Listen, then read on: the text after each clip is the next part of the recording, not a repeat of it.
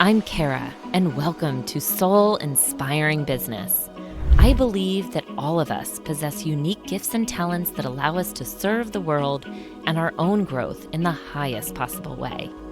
Our lives are an expression of our thoughts, beliefs, and actions.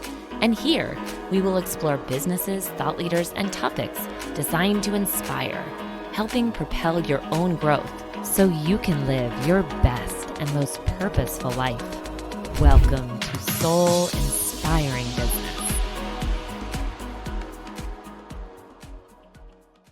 Welcome to the Soul Inspiring Business podcast. I'm your host, Kara Chaffin Donofrio, and thank you for being here.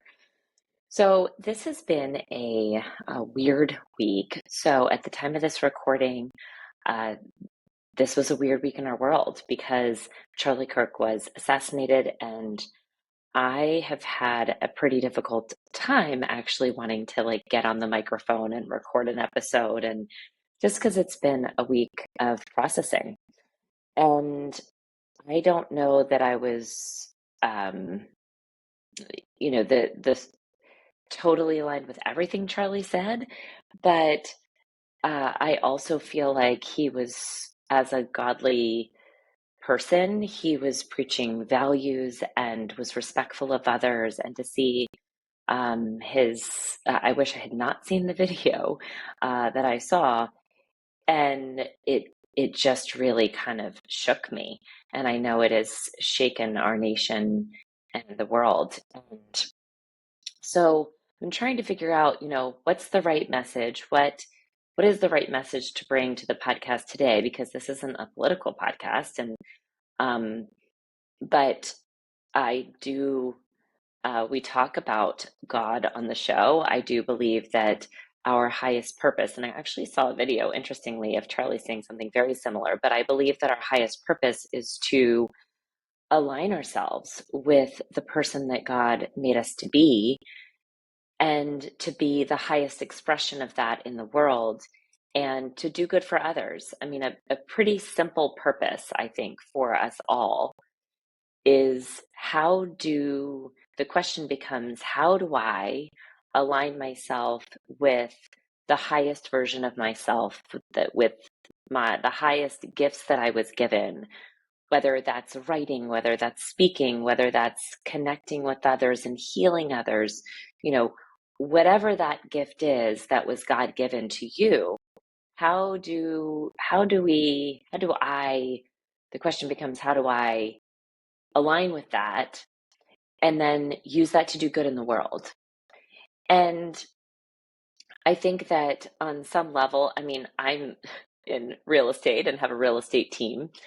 And, on one level, that's not like mission work, right? But on the other hand, I have the opportunity to be with people in a very intimate way. And so whatever role, whatever business that you're in, whether you're an entrepreneur, whether you work for a company, we're around people all the time. And so how can we speak love and truth into the people that we're around every day? How do we speak more love and compassion into our communities? And so, because one of the things that I've just been, again, kind of wrestling with is how can, especially with Charlie's death, how do we use this as an opportunity to do more good in the world?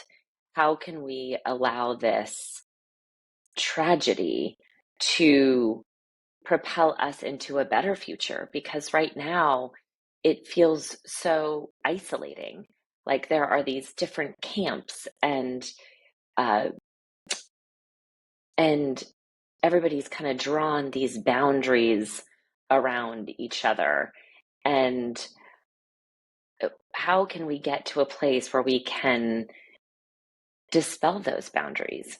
Because I saw an episode, or I guess it was an interview or a debate between Charlie and somebody else from the LGBTQ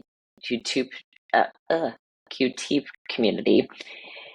And what he was saying is, I think she said, well, do you have hate for our community? He said, how could I have hate for those who I have compassion for? Of course I don't hate you. And so I think sometimes what has happened between social media and just the mainstream media and is that we've created all of these boundaries of divisions and labels and judgments based on, oh, well, you're this or you're that, or, and then it's really, I think, evil at work to try to divide us. And so how do we say no more? No more sword in the ground. We're done with this. How can we come back to having conversations with each other and showing compassion? And so, and I think also just taking it back to, the mission of the podcast, which is to inspire, to help us do good in our businesses, for the good of our communities and the world. How can we use that as a way where our work can become our mission, where we don't have to, where yes, you're selling real estate, yes, you're, working on plumbing in a home, yes, you're an electrician, yes, you're leading a big team that works for a big company, but how can we, from a human standpoint, become a living prayer for the world in whatever we're doing, right? And I a lot of times have this little book. It's called Jesus Calling. It's a little devotional book by Sarah Young. Many of you may know it. And the passage from the other day was this. So I'll read it to you. Receive my peace. It is my continual gift to you. The best way to receive this gift is to sit quietly in my presence, trusting me in every area of your life.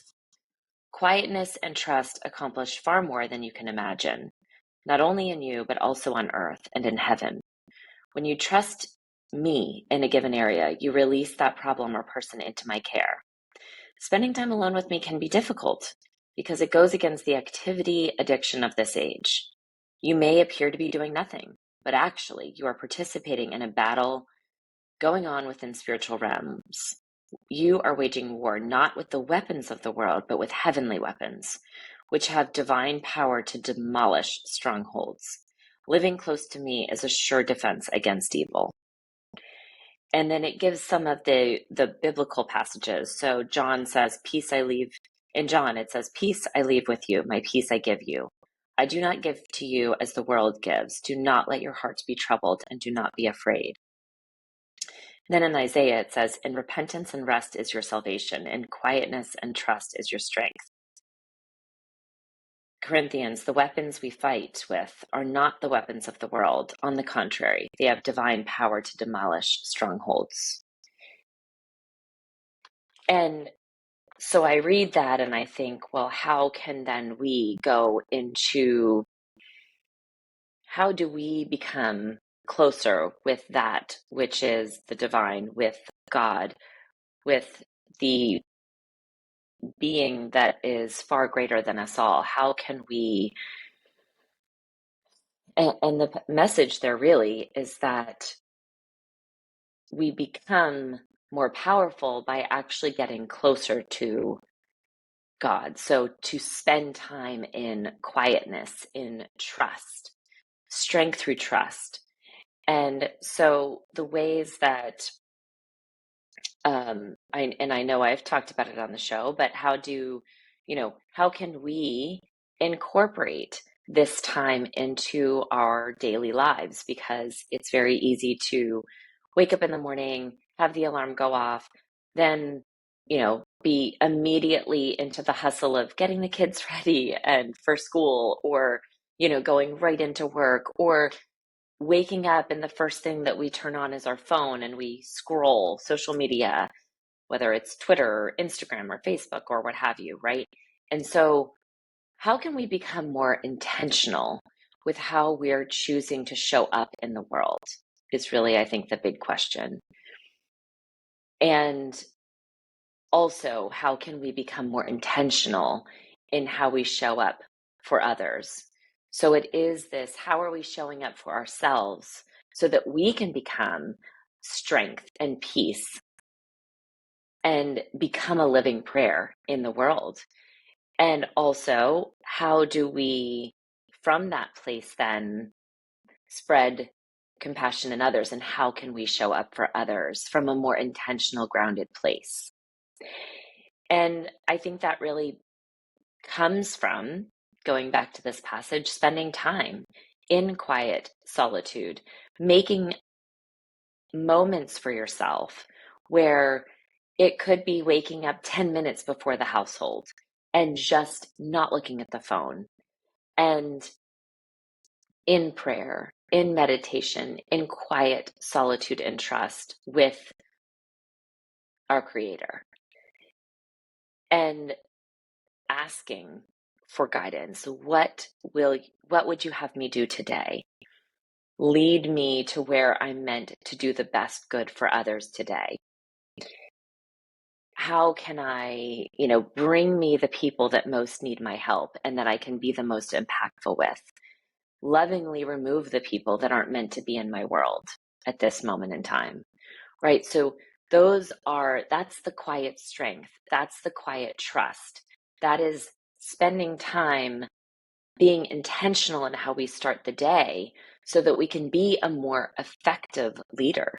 We can be a more effective steward of truth in the world, so that we can meet our enemies. We can meet evil when it presents itself with love and compassion and understanding, because there's a lot of people that are hurting, and the immediate gut reaction to hurt and pain is to surround yourself in isolation, is to surround yourself with boundaries. I am this, you are that, labels, judgments, all of that, right? And now more than ever, I think we have to take a stand against this. I think we have to take a stand and we have to say, no more. We are no longer going to be torn apart, and I am not going to be part of that. I am going to stand in truth, and I am going to say to you, I may not agree with you, but I have love and compassion in my heart for you. And help me see where you're coming from. Let's have open conversations. Let's share the gift that we were born to be, that we were made to be in this world, to help one another heal. And again, I think that it is a solo journey that we're going through to some degree, but there's a difference between aloneness and loneliness. And the journey is not a solo journey when it's with God, because we have someone by us in each moment to help lead us into our next moment to help others. There is a higher order that we always have access to help us in that path. And those that are suffering, those that are lonely, those that need compassion, let us give that with love and share. I think that part of our truest, again, purpose, coming back to the beginning, is to share the gift that you are with the world, and share it in a way that becomes that, not because you're trying to hoard anything, but sharing openly with an open heart that, how can we move closer to all that we're meant to be in the world? And again, I think that that's through quietness in the morning. That can be a walking meditation in nature. So maybe it's that instead of in the morning, because that's just not going to work, to get up a little earlier, maybe it's making an intentional hour of your day, or 30 minutes of your day, from 10 to 10:30, or from 1 to 30 to 2, or whatever it is. I think best in the morning, only because it starts the day with intention. But if you can't do that, or if you need more moments, maybe you need 5 minutes in the morning, 5 minutes in the middle of the day, 5 minutes at the end of the day, right? But go out in nature, because that's a way to find closeness, to find answers, and to find God. Recognize the gift of another and speak love and truth to that. How do we approach each other with compassion? And so I think that all of these things are lessons that I'm taking out of this tragedy and choosing to go into quiet trust more,